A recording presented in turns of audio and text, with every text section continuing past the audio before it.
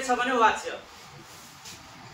वाच्य भने बुझ्न एकदम सजिलो छ, तर यो बुझ्नको लागि यसको नियमहरू पहिला बुझ्नुपर्छ। यसको नियम मैले एकदम यहाँ सजिलो तरिकाले मैले यहाँ राखिदिएको पनि छु, तर अलिक थोरै त ध्यान दिने। अब वाच्य के हो भने यसमा कर्तृ, कर्म र भाव तीनवटैको प्रधानता हुन्छ। त्यसलाई के भनिन्छ? वाच्य भनिन्छ। अब वाच्य तीन प्रकारको हुन्छ, कर्तृवाच्य, कर्मवाच्य र भाववाच्य। र कर्तृवाच्य के हो भने जसमा कर्ताको प्रधानता हुन्छ त्यसलाई के भनिन्छ? कर्तृवाच्य। अब यसमा सकर्मक र कर्म दुवै क्रिया प्रयोग हुन्छ। सकर्मक क्रिया के हो भने के वा कसले प्रश्न गरेको हुन्छ त्यसलाई सकर्मक क्रिया भनिन्छ। र कर्मक भनेको के वा कसले प्रश्न गरेको हुँदैन त्यसलाई के भनिन्छ? अकर्मक क्रिया। अब यहाँ हेर्ने भाइ पढ्छ, यसमा के वा कसले प्रश्न पनि गरेको छैन, त्यो भएर अकर्मक क्रिया भयो। र भीम क्रिकेट खेल्छ, के खेल्छ भने क्रिकेट खेल्छ, यसमा के वा कसले प्रश्न पनि गरेको छ, त्यसले के भनिन्छ? कर्तृवाच्य भनिन्छ। अब यो भनेको सजिलो छ, त्यो सजिलो छ। अब यसलाई अलिक बढी बुझ्नुपर्छ, कर्मवाच्य र भाववाच्यलाई। अब कर्मवाच्य के हो? यसमा कर्मको प्रधानता हुन्छ, मुख्य प्रधानता कसको हुन्छ भने कर्मको हुन्छ। अब जसमा कर्मको प्रधानता हुन्छ त्यसलाई के भनिन्छ? कर्मवाच्य भनिन्छ, हैन? अब यसमा मात्र सकर्मक क्रियाको मात्र प्रयोग हुन्छ। अब सकर्मक क्रिया किन हुन्छ भने हेर्नु यहाँ, यसमा भीम मकै खाइन्छ, के खाइन्छ? मकै खाइन्छ। मनिषा चटपटे खाइयो, के खाइयो? चटपटे खाइयो। अब यसमा छुटेको छ है, मैले यसमा बाटा हुन्छ है, यसमा छुटेको हो। यसमा भीमबाट मकै खाइन्छ हुन्छ है, र मनिषाबाट चटपटे खाइन्छ हुन्छ। भीमबाट मकै खाइन्छ हुन्छ है, यसमा मनिषाबाट चटपटे खाइयो हुन्छ है। बाट द्वारा थपिन्छ, तर यसले बनाउँदाखेरि अलि म यता जान्छु है।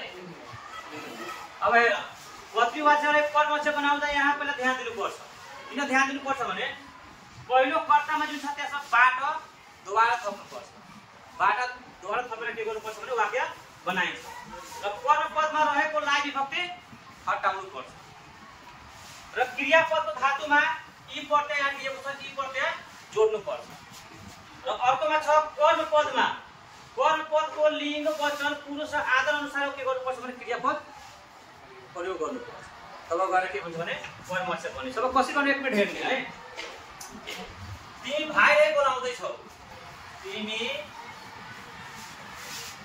भाइलाई बोलाउँदैछौ। अब यहाँ हेर्ने, मैले के भनेको यहाँ पहिलो कर्तामा बाट द्वारा थप्नुपर्छ। अब के थप्ने भने तिमी बाट द्वारा के हुन्छ भने एउटै टिकोमा फेरि लगाउनु पर्छ। कतिजना के छ भने बाट द्वारा के गर्छ? अलग अलग गर्छ, अलग अलग गरे भने के हुन्छ फेरि वाक्य गतिन्छ। तिमी बाट, अब यहाँ के भनेको छ, यहाँ रहेको कर्मपदमा लाई विभक्ति हटाउनु पर्छ। तिमी बाट भाइ बोलाइदैछ भनेको भाइ हो। यहाँ त क्रियाको धातुमा यी पनि लाग्यो र यहाँ बाट पनि जोडियो र कर्म भएको लाई पनि बनाउनु पर्छ। अब यहाँ त मनिषा छठ पर्व मनाए, यो के हो भनेको यो सामान्य भूत हो, सामान्य भूत हो, यो पनि ध्यान दिनु। अब जुन काल छ त्यही काल अनुसार के गर्नुपर्छ भने यो बनाउनु पर्छ। अब यो सामान्य भूत छ, इन, यो, यौ, इस, मैले पढाइ पनि दिएको छु हैन, त्यसमा त्यस अनुसार प्रदान गर्नुपर्छ। मनिषाले छठ पर्व मनाइन्छ भने यसो के गर्ने? मनिषाबाट छठ पर्व मनाइ, यसमा पनि क्रिया धातुमा के आयो? ई आयो। मनिषामा बाट जोडियो र यहाँ के भयो भने जुन काल छ त्यो कालको पनि के भयो? यसमा व्यवस्था पनि। अब अर्कोमा हेर्ने, अब के भयो भने भाववाच्य है। अब भाववाच्य भनेको के हो? जसमा भावको प्रधानता हुन्छ त्यसलाई के भन्छ? भाववाच्य भन्छ। अब यसमा के हुन्छ भने मात्र अकर्मक क्रियाको प्रयोग हुन्छ, मात्र के हुन्छ भने अकर्मक क्रियाको प्रयोग हुन्छ। किन हुन्छ भने यसमा के वा कसले प्रश्न गरेको हुँदैन। अब हेर्ने, अब यसलाई बनाउँदाखेरि कसरी बनाउनु भने पत्रीवाच्यलाई भाववाच्य बनाउँदाखेरि निम्नलिखित कुरामा ध्यान दिनुपर्छ। अब यसको नियम अलि बुझ्नुपर्छ। यसमा के दिएको छ भने म कर्ता पद छ भने आफू लगाइ। ममा के लगाइन्छ? आफू लगाइन्छ। म बाहेक अन्य कर्ता पद भयो के अरे म बाहेक अन्य कर्ता पद भएमा बाटाद्वारा थपेर कोष्टकमा राखिन्छ। तर अब त्यसो भयो भने राख्न मन छैन भने हैन कर्ता पदले के गर्ने? हटाइ। बाटाद्वारा हैन राखेर कोष्टमा राख्ने वा कर्ता पदले पनि हटाउन नि। अब हेर्नु यसमा पनि क्रियापद साथमा के लगाउनु पर्छ भने यी प्रत्यय जोड्नु पर्छ। अब यहाँ एक मिनेटमा म बनाउँछु। म त नेपाली संस्कृतिमा रमाए हैन।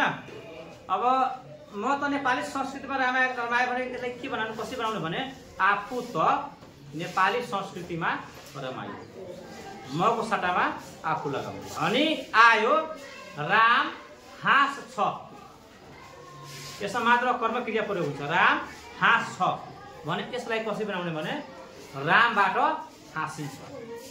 तर के गर्ने भने रामबाटलाई के गर्ने डिक्कोमा प्रयोग गर्ने कोष्टकमा राखेर रामबाट हाँसिन्छ पनि बनाउन ल है।